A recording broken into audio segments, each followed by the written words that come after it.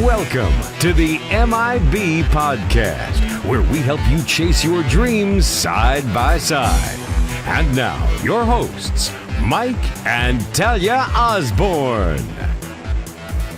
What's up? Hey, everybody. This is Mike and Talia. You're listening to the MIB Podcast. Live and vlogging again. We have an awesome couple here today that actually Talia's known for a very, very long time. For a very long time. Back before she was adult and doing adult things. And I want you to introduce her couple. All right, so this is Alex and Lauren, and their last name is Glaser. And I've known Lauren forever. Like, she and her brother and I went to high school together, middle school together. We were hanging out and, Netflix and chilling before that was cool. And before that, you were VHS and chilling. Oh, yeah, we were VHS and chilling. Yeah, no Netflix. Then. That's how long this has been. It might have been Betamax and chilling. Oh, gosh, not that long. Yeah, it was like a good day if they let me watch MTV with them. Like, I was that people. Back when they showed music. Yeah. Yeah, exactly. You're right. All right, so welcome, guys, to the show. Thank you for having us. Yes. So tell everybody the name of your business, kind of your background, and how long you've been married. Okay. So our business is the Glaser Group. We're a small team of real estate agents here in Richmond, Virginia. I've been doing it since 2009. She joined me in 2013, the same year that we got married. And we actually started business together before we got married, which is pretty ballsy, but it's worked. That is pretty ballsy. Yes. After 2 months, I added her to my phone contract. That's like more binding than marriage. So It's funny. I knew it was serious when he asked me to join his family plan. And that's when I knew. there you go, exact same situation. That's real commitment. She literally had access to my checking account before we were married. Yeah. So, You know. our listeners don't know this, but when we were just dating, Mike and I would text so much. Like, I had this like $10 an hour job and I was on a budget, like could not afford anything extra. And we start talking and texting every day. And all of a sudden I'm like, I'm going to go over my text message, allowance. Yeah, it's like, call me after 9.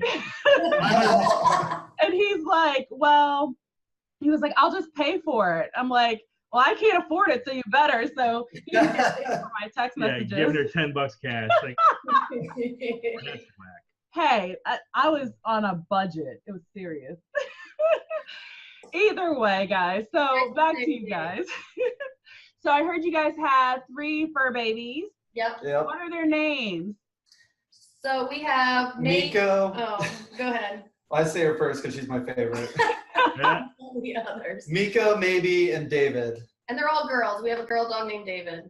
Oh, we have all girls too, but they're real, human babies. I do have one boy, which is a dog, which he's still not my favorite, even though he's the only one I have. Yeah, he's bad. It's all right. They're allowed to be sometimes. Yeah, I mean, they're just like kids. They really are. Yeah. All right, Except so we can't talk back. yeah, well, sometimes. They can't.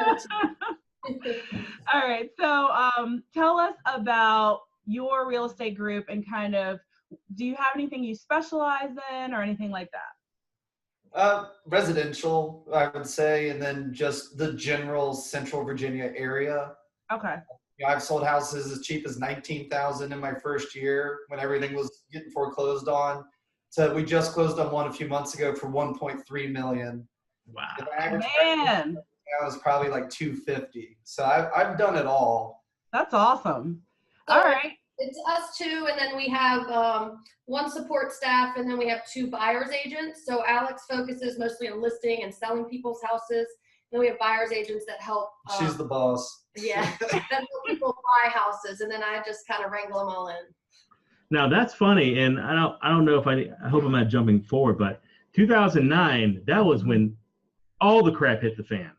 Correct. It was actually in the middle of the crap. So you are a real agent. That's what we called them. Because I did a podcast I was young. I was 24. I didn't know any better. And the brokerage I signed up with were like, we only take full-time agents, and I still didn't know what I wanted to do after college. I'm like, all right, I'll just try this and see how it works. And it ended up working out really well. Like, I didn't sell a lot at the beginning, but I stuck through the hard times, and right when the market got better, I was at a point where I had an established business. Yeah, I think he was able to like ride the train on up to the top of the mountain and gain experience as he went, and so kind of beneficial to him. Ignorance was bliss for me at that time. I probably just consider myself lucky. She always says I'm the luckiest He's the person. luckiest man on the I planet. win all the raffles. Give him a Vegas, like a I'll win all the scratcher money. ticket, he'll win it. All right, we'll send you our next lottery ticket so you can pick some numbers. It's funny because we just recorded a podcast a few weeks ago, a couple weeks ago, called "Fakers Gonna Fake," and that was our topic. Was people that get into business because they think it's easy money, and then they see that it's not easy, like all the real estate agents back when you started. Yeah. But when people started like 2005, because anybody can be a real estate agent and make a ton of money because houses were selling for way too much money. Everybody were getting loans, like even if you're unemployed, had no money, no problem, right back then. And now all the real people, all the fakers are gone, and the real people are here. Well, they're coming back. It's picking back They're trying up. to. I know they are. They're thinking it's like a free for all, but falling through the baseboards, but they're not giving loans to people without jobs anymore. So that's at least one thing's changed. Yeah. All right, guys. So, kind of, what do you think sets you apart from your competition? I would say one thing we truly care about our business and our clients. Like, I know a lot of people say that, but in this business, we get to meet a lot of realtors, and just so many people are just garbage, and you can tell they don't care. They're in it for the quick commission. They want the money, like the they people don't that think it's an easy job and then realize it's not. So one, I think we really care. I attest a lot of our success to our honesty. A lot of people don't have that. You know, if we mess up, we admit it, and then make it better. And I don't know. I think that kind of karma comes back around to reward us after the fact, because a lot of people don't want to admit when they're wrong these days. Mm-hmm. And the fun thing with real estate is you can make it your own, even though the process of buying and selling is the same. You can tweak it. So what we've done is we love dogs, obviously. So every house we sell, we donate to a local animal shelter. And not all agents do that. So that's just something a little unique that we think is fun. Yeah, it's always good to give back, right? And dogs are, they have a special place in my heart. So people like dogs more than they like children. Literally. That's true. Yeah. And that's sadly, I mean, no, I think that's a great idea. I think it's actually a really good idea. Yeah. So that's awesome. We talked about creating a company for our kids, and they wanted to. What was it? And that was the same thing. We're going to give a certain promotion back to a kids fund type thing. So they will give some back. We'll give some back to charity for everything that they bought through our kids' YouTube channel. So haven't done that yet, but it's a very, very good idea. Yeah, we enjoy it. Mm-hmm. All right, guys. So let's see. Come on. What? Come on, woman. What are you waiting for? Are there any obstacles that you guys have had to overcome? It could be in your relationship. It could be in your business. Has there been anything where you guys have had to really just overcome or fight an obstacle? Yeah, this is mainly for our listeners because I think everybody goes through things like this, but a lot of people say, oh, well, I didn't have this or this. But being the most brutally honest could help everybody the most. Right. Well, I think we kind of jumped ahead. Starting in 2009 was probably the biggest obstacle, even though I didn't even realize it at the time. Yeah. I would say I wish I had a better answer. I just think we're really fortunate. I don't know if it's the way we work together or the way we run business, but we just kind of make things work. We go with the flow. You kind of, if there's things that you can't do anything about, then you can't do anything about them. And like you just kind of other agents like come up to us like, how do you do it? Like I come to the office to get a weight for my wife, and I'm like, that's weird. Like this is like she's my best friend. I love her more than anything. Like we can spend as much time together as possible, and at least I never get sick of her. She might get a little sick of me, but depends.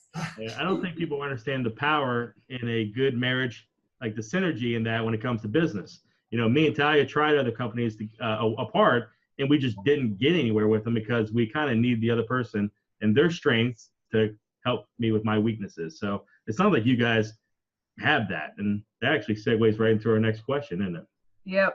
So, It's very tasking being married, obviously. well, you skipped a question, so that's why. No, I didn't. Yeah, we didn't do that one. Yes, we did. We did that one. See, Either my wife, way. The order. They don't know the order. It's she okay. doesn't know either. Either way, since Mike started on this one, so yeah, being married is can be difficult, but it also can be very rewarding. And so how do you guys kind of define your roles as far as who does what? So When we started, I was the agent and she was my assistant. And as the business grows, she grew more into the office manager role, especially once we had employees. But I was always the salesperson, so we've always had separate roles. right, but I feel like that's one of the main reasons that we are able to work together is because we have very separate roles. We do very different things. Like if we were trying to do the same thing, I think Well, I she don't yells even know. at me when I start doing things she's supposed to do. Yeah. Own work. Get out of here. But also we have very different personalities. Like he's super, super analytical. Like he could spend one day researching a vacuum to buy or something like that. And I'm like, oh, best reviews, best That one's deal, orange. buy. That one's Yeah, orange. I so don't care. I'm very like decisive. He's very like check out all the options. So I think the combination of that kind of helps balance the business out And the relationship. and the relationship. So, go ahead. Well, I was just gonna say, like, yeah, we're best friends. Like, we don't really ever get tired of each other. I think that if we did have different jobs, we'd see each other less, and we wouldn't be able to relate as much. We wouldn't have the same relationship. Right. So like, before I came to work for him, we'd have like a reservation for dinner, and I'd be like, okay, it's time to go. And he's like, well, hold on, I just have to write one more contract. And I'm like, you've known we have this reservation forever. Like, what's the deal? It's time to go. Like, I couldn't really understand. Real estate now, doesn't wait. Right. But now I'm the one telling him to like write that contract before we leave. So I guess I have more of an understanding of things now, so I can appreciate the hard work that he does. And real estate, a lot of it's night and weekends. So, you know, if she wasn't in it, I wouldn't see her nearly as much, but I get to see her all day. And then on nights and weekends, I'm out with clients.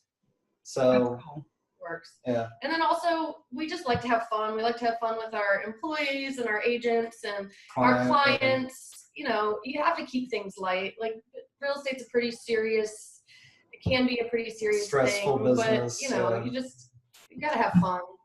Yeah, no, I agree. Yeah, we do bring they bring their dog to the office too. This is Rico. For everybody who has not met him yet, he's a smiling baby. He smiles. You're right here. All right. Relax.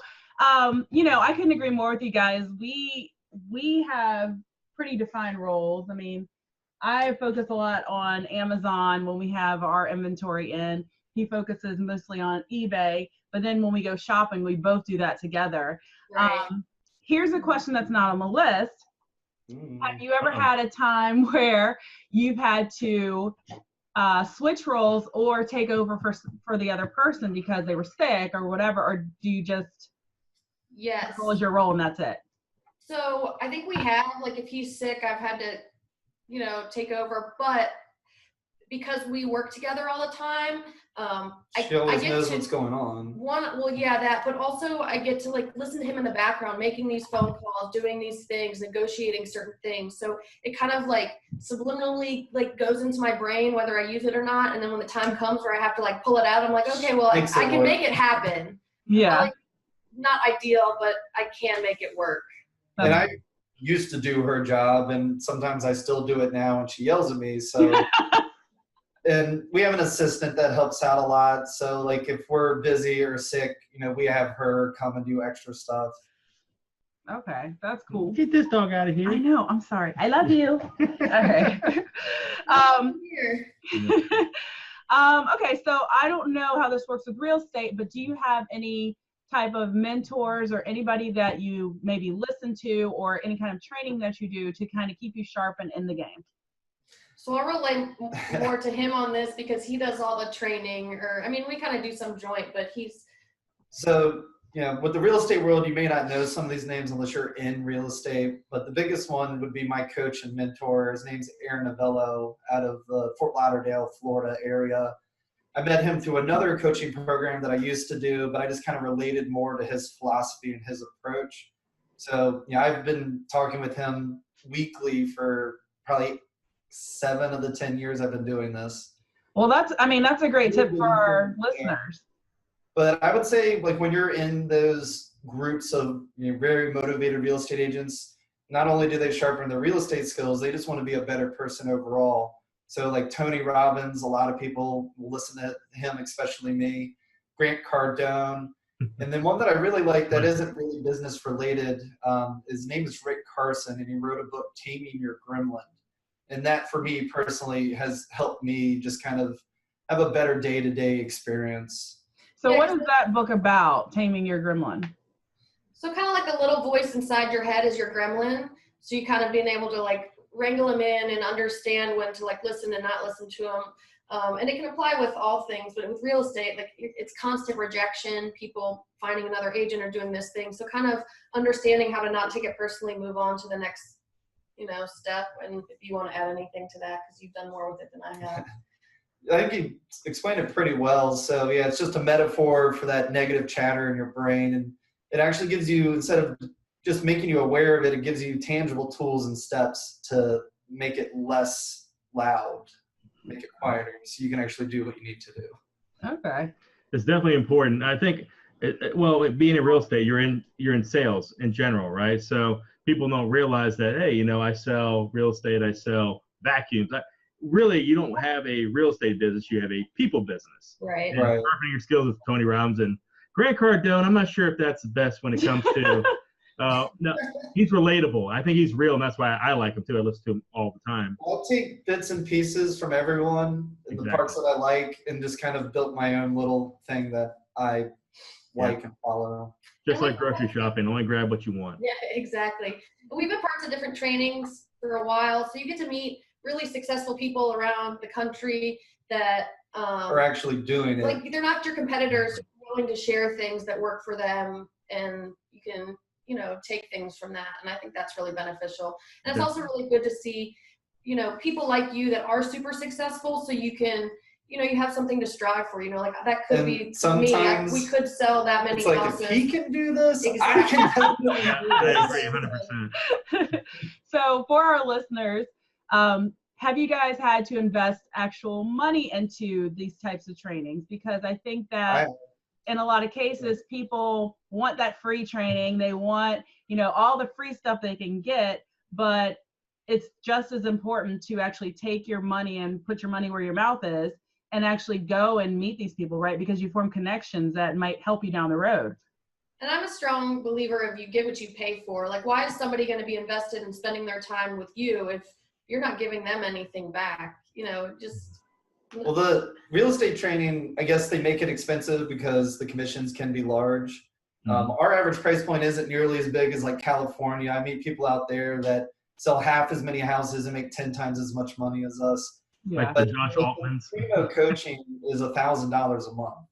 Wow. And I've been doing that since March of 2010. So you can do the math. I've spent a lot of money to improve myself, but I think it's paid off. Like, we're super successful. Last year, we helped 113 families move.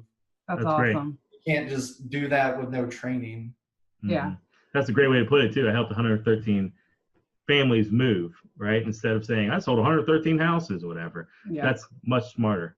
He got that from coaching. Worth it right there. All right, let's change the tables. Guys, what do you think about Change the table. I knew I said something weird. I was just going to brush over it, and you just had to point it out to everybody. Let's change that table real quick. All right. Talk about marriage. Let's talk about marriage. Do you guys think it's important to date your spouse, and why? I definitely think it's important to date your spouse, especially when you're together in business, because you can actually set aside time that's not business. I think it's really easy to get. That's all you talk about? Right. It's really easy to it kind of filters its way into every part of your life. So to be able to go out and like focus on something that's not business and keep your phones in the car and, you know, just chat like normal people like you used to is important. Yeah, I agree. Yeah, and it's never that easy. And You're right. we have three All different. here together. We Right, probably we have three things right now that pay us on a weekly, monthly, daily basis, and we're actually launching like 4, 5, 6, 7. And the hardest thing is not to consume yourself all the time talking about that stuff. So eventually, every once in a while, Talia asks me about something or vice versa, and I'm like, I don't want to talk about any more of that stuff. We're done. Let's just do nothing. He does that to me, and like mindless, yeah. I'll get home from work. I finally like sit down on the couch, take a breath, and he comes in talking about something, or I just go to bed, and I'm like, I can't think about it right now. I don't want to talk about it. Ask me in the morning. Sometimes you have to just know when to shut it off. And yeah, sometimes it's just really good. Yeah. Sometimes you just gotta sit there, watch something like Jersey Shore. It makes exactly makes you happy to laugh at. It's funny. Just gets your mind off it.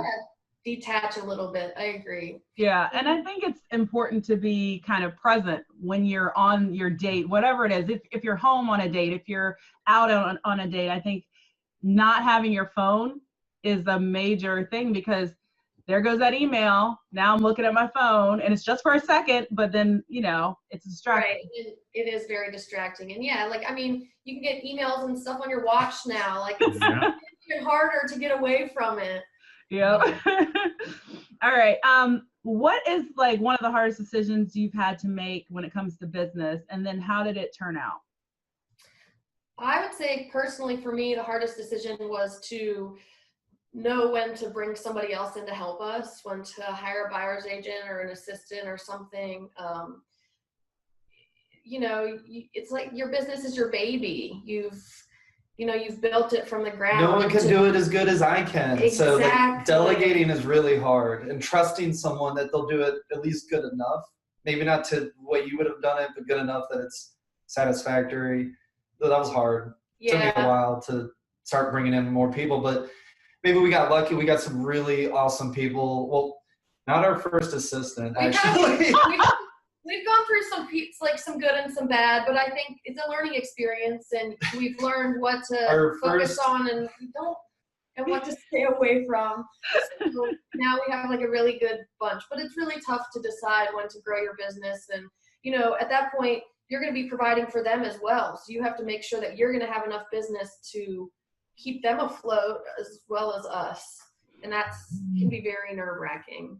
Yeah, we were kind of in the same situation when we opened a warehouse, and we ended up hiring all the wrong people.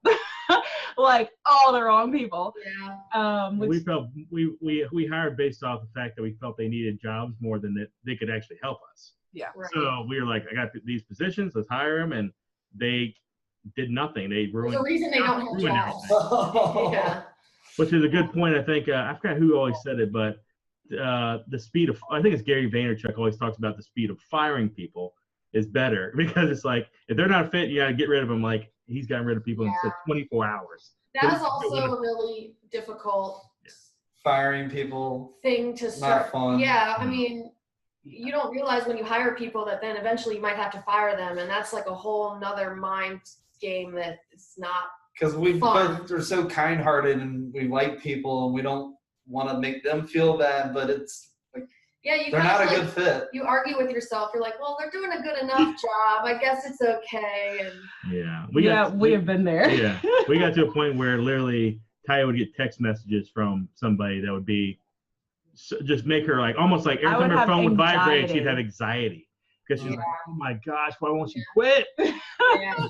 Well, I will say, going back to the coaching thing, our coach is just as like a, third party, has really been able to help us. We tell him issues going on, and he can really help and be like, this person really isn't doing what they're supposed to do. It might be time for you to think about firing them. And that's like, to hear it from somebody else makes the decision a little more, I don't know. And he holds us accountable. Like the next week, he's like, "Did you fire her yet?" And we're like, "No." The next week, "Did you fire her yet?" We're like, "Not yet." Sadly, business is business, and that's the hardest point when it comes to people that you actually enjoy being with and hanging around or almost friends, it's very hard. Yeah. And it'll never get easier, sadly. I think for people like us anyway, that actually care. Yeah. So. Agreed. All right. Next question is what is your philosophy on failure? I've read enough books and they make sense to me where, failure is how you learn the best. So it's like your perspective on failure, that's all that really is what's important. So if you view it as a learning opportunity, you take something of value from it and move forward, then it's technically not a failure. It's just like a stepping stone to success. But if you fail and you just quit, then I guess that is a failure. But I've, always try to learn from my mistakes. Things in business and with real estate, every transaction, a homeowner does something off the wall and I'm like, why would you ever do this? So we try to systemize, teaching our clients not to do that so we don't have that problem in the future. That's good. Yeah, I definitely. And I know that's kind of hard to take too sometimes, unless you got your mind right where you understand that, okay, it's going to help us. Like Right. when we launched a couple new products on Amazon for our own brand last year and we got a couple bad feedbacks, we looked at it as these fools, man. I gave them the best deal, best price, everything. But truthfully, and we looked at it like, yeah, we could have shifted this way, or we could have add these things into it to make it that much better. It wouldn't cost anymore. It might have took an extra second, but there's value in failure because of that, because we can now turn in something knowing that we're going to get a 5-star review because it's literally perfect. Right. Or somebody's just crazy and there's nothing you can do about crazy. They give a 1-star review because like shipping, like the box had a small dent. because the post office Like- was late or something. Yeah. Oh yeah, we get refunds all the time for people that got their thing in 3 days instead of 2, which we don't ship it. Amazon does so. But Amazon has no problem taking our Amazon's a money and whole giving it nother back. beast. Yeah, it's no problem. Amazon's becoming more of a beast these days. Yeah. In a bad way. All right. So what is the most valuable thing maybe one of your coaches has ever said or that you've ever heard that has helped you move forward in business? So the one that instantly stands out to me was probably like a year or 2 ago. I was talking to my coach, like right after I worked out. I'm like, it's so hard. This sucks. I hate it. I can't wait for it to get easier. And he's like, why do you want it to be easier? Because once it's easy, you're not growing. You're not improving. Like it should always be hard if you want to always be continuing to get better at it, whether it be exercise or anything in life, business,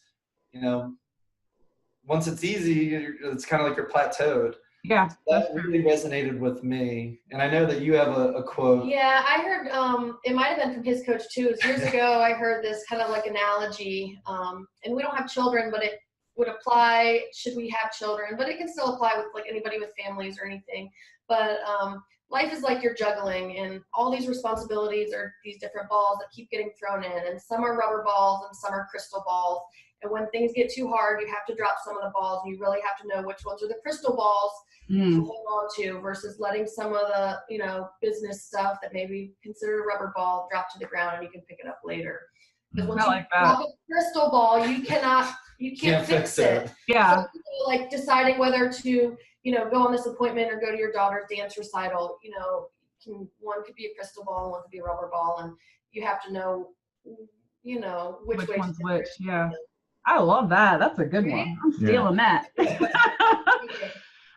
What about, has anybody ever said anything to you that has affected you as far as your relationship or marriage, besides the crystal ball thing, which was awesome? So I feel like this is an homage to Aaron. When we were dating and I wasn't sure what to do, I feel like our relationship hit a plateau. I don't know what he said, but we had a deep conversation. And like I came back and our relationship was like on another level. And then it was like another year, we're at a real estate retreat. And I don't know what happened, but it was like on the lunch break, I just went up to my room and bought her a diamond ring online that she had sent me. So it's like, I got to give him a little credit that we're together. Like not only does he coach in real estate, he's just a good person for life coaching. And That's really I would say that I think hearing all the people say, oh, I could never work with my wife, I don't know how you do it, like kind of like stokes the fire of us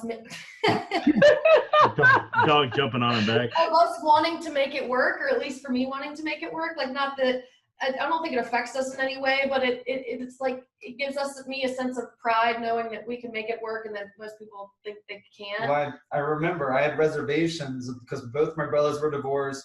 Both my parents had been divorced multiple times. So I was kind of hesitant about getting married. And Aaron was like, do me and Carla look like we're ever going to get divorced? Like, they have an amazing relationship. And I'm like, well, no. And he's like, so why are you going to assume that you would? Like, so I think that is what helped me kind of get over the fear of getting married. That's cool. Yeah, I mean, you can't base your relationship on even, how you grew up or what you see around you, right? Because there's people who are successful in that, and you have a coach who's successful in marriage. So, I mean, you've got the best of both worlds, a business coach and, life coach. So that's pretty cool. All right. So if all of a sudden you lost everything and you didn't have the money you have, you didn't have the job you have, what would you do to get everything back? Based off just the fact you have knowledge, experience. Can we start the same job again, but from the bottom? Or what would you do? I don't know what I would do. To start over, but I'm sure it would happen a lot quicker because, I've got that 10 years of knowledge and experience. So it wouldn't take me as long to rebuild everything. But, this is the only thing I've ever really done. I've delivered pizzas. I worked in an arcade in school. Like, this is my first real job. I did contracting for a year, my brother. So I know this better than anything for at least career-wise. So we just, all right, start over. Here we go. Yeah, I think it's so simple but powerful. People think that just because they failed in something and it's like, oh, it's a real big failure, you can just, if you're really good at that, you can just get it all back.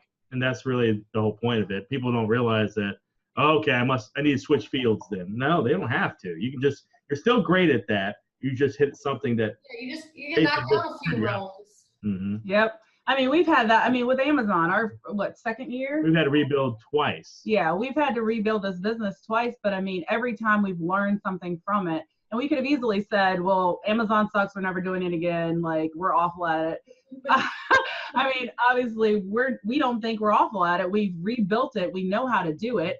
It's just avoiding those pitfalls. And so that's what we've learned to do. And when we go out there to help a lot of people, they're going to get a lot of help from that because they can see where we messed up, even if we didn't mess up, which we have not messed up. Literally, but we can guide them in the right path, just like you guys could for anybody that's coming on in the future for you guys. Right. I feel like at that point you're able to take, instead of taking 2 steps forward, 1 step back, you're able to take, just slower steps at a time without going back as much since you have that knowledge base. Oh yeah, definitely. All right, guys. So we're going to wrap up with this. Is there anything that you guys just want people to know about your business? Any specials you're running? Any your website? Anything like that you want to share so that people in Richmond, Virginia, or people who are moving into the state, Central Virginia, can contact you for their real estate and family moving needs?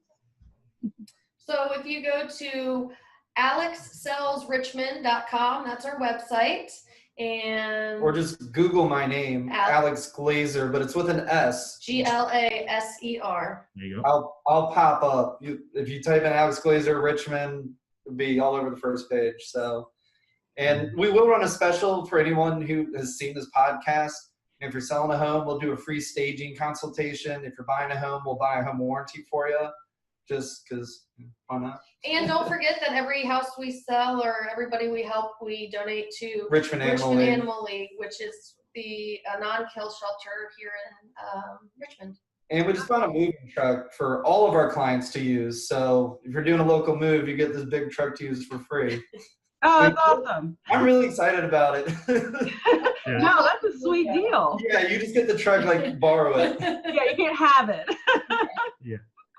Yeah, we've moved, I think, 20-something times since we've been married. Whoa. So, We've been in the same house. We might be moving again. But. Almost 10 years. We've been in the same house for 10 years, and I'm okay if I never move. I think seeing everybody else move, it's not good. It's so frustrating. That's why it's good to have great real estate agents like you guys that can make the process so much easier. So we try as hard as we can to make it as painless and easy as possible for our clients. All right. So the next time we have you guys on, it's going to be when you're pregnant or you have kids, and then you're going to show us the new style of how you do things. How that goes. It's going to change. So we hold that baby, signing away on your contracts. We're so happy to have you guys today on the podcast. Guys, if you guys thank you. check This out is their fun. website, of course, and make sure you check out ours, www.themibpodcast.com/Glaser Group, and you will find all the information and how to get to them there as well. So. And if it's your first time listening to the MIB podcast, we just want to let you know that we are here for your Amazon eBay needs. We have tons of episodes filling you in on all the details, all the pitfalls, all the questions and answers that you need to run a successful eBay and Amazon business. So check out the other episodes that we have available at themibpodcast.com. Thank you guys so much for being on the podcast today. We really, really appreciate it. And It's great to see you. we Good to wish see you too. Take care. Take care, guys. We love you. Bye. Love you guys. Bye.